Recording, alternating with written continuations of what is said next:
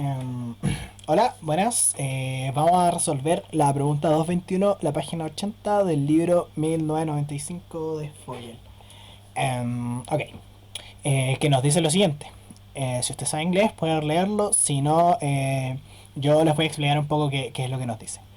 Eh, el, el libro, la pregunta, nos dice que tenemos una cinta, o algo así como una cinta, que va a estar situada en el plano x igual a cero, que va a tener un ancho de d en el eje x y va a ser infinita en el eje z. O sea, es decir, va a ir de menos infinito a más infinito. Repito, vamos a tener una especie de cinta de ancho d que va de menos infinito a más infinito en el eje z y que está situada en el plano y. Y esta cinta va a estar cargada, por lo que va a generar un campo eléctrico. Y nos piden encontrar el campo eléctrico para un punto cualquiera x, y, z. ¿Ok? La idea para encontrar el campo eléctrico es aplicar la definición, pero al mismo tiempo aprovecharnos de la simetría del problema. ¿Y cómo nos aprovechamos de la simetría del problema? De la siguiente forma. Ok, acá yo tengo un pequeño dibujito que nos va a explicar un poco de que si nosotros tomamos un punto P, en el que justo ahora lo situé en el eje Y para mayor simplicidad de esta parte de la simplificación. Y nosotros tomamos una superficie que le puse P1 y una superficie que le puse P2, y estas van a generar un campo. El campo generado en P va a ser por P2 va a ser E2 y por P1 va a ser E1. Ambos van a generar un campo con un ángulo teta que se va a ver reflejado acá, y eso nos va a indicar que la componente del campo 2 en el eje Z va a ser esta, y la componente del campo 1 en el eje Z va a ser esta. Y si los vemos bien, son opuestos, pero de la misma magnitud, debido a que son el mismo ángulo de incidencia.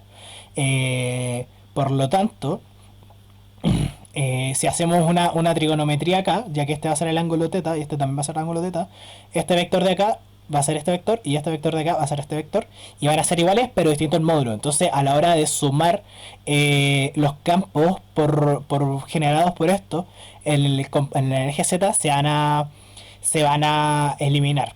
Ok, esto igual es un caso particular, ya que está situado en el eje Y. Pero si el punto está situado en cualquier parte del volumen, de la densidad del espacio, esto va a seguir pasando. ¿Por qué? Porque es infinito, porque esta cinta es infinita en el eje Z. Entonces siempre vamos a poder, por así decirlo, encontrar un punto simétrico, o partir a la mitad la cinta. Siga pensando de una cinta. Vamos a poder partir a la mitad la cinta, frente al punto que elijamos, y vamos a encontrar un punto simétrico, por ende. Vamos a poder encontrar una simetría que va a hacer que el punto Z se elimine. En cambio, si nosotros, por ejemplo, acá le voy a pasar a la cámara para explicar algo. Ok, esta es la cinta, en el infinito en el eje Z y de ancho D.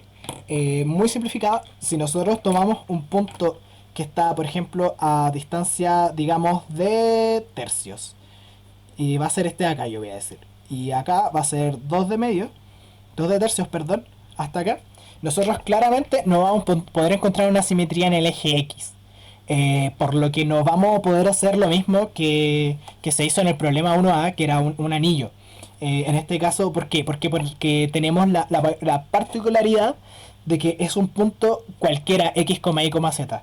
Entonces, entonces no podemos asumir que en el eje X no va a haber campo, porque en el eje X sí va a haber campo, depende del punto, pero para un punto cualquiera vamos a asumir que sí existe. Y este va a estar. Y esto también se puede ver porque no hay porque en el eje X está acotado. Si es que el eje X no estuviera acotado, entonces pasaría lo mismo que en el eje Z, que tendríamos una simetría y podríamos tomar una. O sea, decir que en el campo, en el eje X se anulan entre sí, pero cuando se suman los diferenciales, pero no. Eso acá no se puede. Así que por ende, vamos a tener campo en el eje Y y en el eje X. Y volviendo al PPT, discúlpenme, acá está. Ok, entonces por definición nosotros vamos a tener que el campo eléctrico va a estar dado de esta forma. Pero ¿cuál es el vector R y cuál es el vector R'? Ok, nosotros vamos a decir que el vector R es el punto donde yo mido el campo. Y el vector R' es el vector donde se genera el campo. Es decir, el vector R donde yo mido el campo va a ser x, y, z. Pero nosotros anteriormente, por lo anterior de simetría, nos dimos cuenta que el campo en z no nos interesa realmente. Entonces, por simplicidad, vamos a tomar z, ese punto z, como 0. Porque realmente no nos interesa el campo en z. Y el punto y R' lo vamos a tomar como el punto donde se genera el campo. Va a estar dado por x'. Como es el plano i igual a 0 y prima va a ser igual a 0 y como z'. Entonces, si definimos R como la diferencia de estos vectores, nos va a quedar de esta forma. Y prosiguiendo, desarrollando la expresión, nosotros podemos tener escribir acá, como teníamos acá el diferencial, y desarrollando como y escribiéndolos como un vector, perdón, nos va a quedar de esta forma. Como x menos x' por a de x más i de a de i y z' en a de z. Estos son los vectores unitarios x tongo, y tongo y z tongo, que los vamos a escribir de esta forma. Y esto va a estar elevado a la 3 medio por pura matemática para escribirlos como un vector. Y además el diferencial la carga superficial en R va a estar dada por un sigma S superficial, ya que el campo, como la carga está distribuida uniformemente en esa cinta, como decía el ejercicio, y al ds vamos a aplicar un ds en un eje ortonormal. Por lo tanto, simplemente lo vamos a tener como dx y dz, dx' y dz'. Entonces, esto mismo, como nosotros no nos interesa de nuevo el campo en el eje z, podemos eliminar esta componente y vamos a seguir obteniendo el campo. ¿Por qué? Porque antes dijimos que en el eje z no va a haber campo. Entonces, a partir de esta expresión, yo voy a primero tratar de integrar en el eje. O sea, vamos a integrar primero el dz, que es el que tiene la integral de menos a más, la integral impropia. Y bueno, yo acá hice un poco la integral para que la viéramos juntos. Que la integral o sea, si nosotros sacamos las constantes, tenemos esto. Podemos resolver la integral impropia de dz partido en eso, porque todas estos no nos interesan porque no están en dz. Y bueno, haciendo las matemáticas, haciendo las transformaciones acá, yo las quise anotar para que después la gente, cuando viera el video, como que las entendiera. Y bueno, acá uno hace los reemplazos correspondientes, nos queda el seno de u y luego el seno de arco tangente. Lo podemos escribir así, y reemplazando y evaluando, disculpen, reemplazando y evaluando, nos queda que al final la integral entre menos infinito y más infinito de esa integral impropia que queríamos resolver va a ser esto. Y recordando que x' era igual a x menos x tilde, que yo la había definido, lo definí acá. Entonces lo voy a escribir. X menos x tilde. Ok. Esto lo hizo súper rápido porque realmente es solo matemáticas, solo resolver una integral. Y prosiguiendo, nos vamos a tener esta expresión entonces, si lo reemplazamos. Esta expresión nos va a quedar así. Y ahora tenemos que resolver esta integral. Y para resolver esta integral hacemos un cambio de variables. Decimos que x menos x' es igual a u y de u es igual a menos de x, si es que derivamos de x', perdón.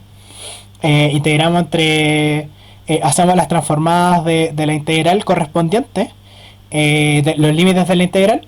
Esto es solo hacer integrales. Y bueno, vamos a poder entonces separar las integrales en dos. Vamos a tener constante y vamos a tener ahora que resolver dos integrales. Estas integrales, si resolvemos primero la celestita, va a ser haciendo estos cambios de variables. R igual a U cuadrado, R igual a 2 de U, y U igual a... Y estos van a ser los nuevos límites de integración, estos de acá.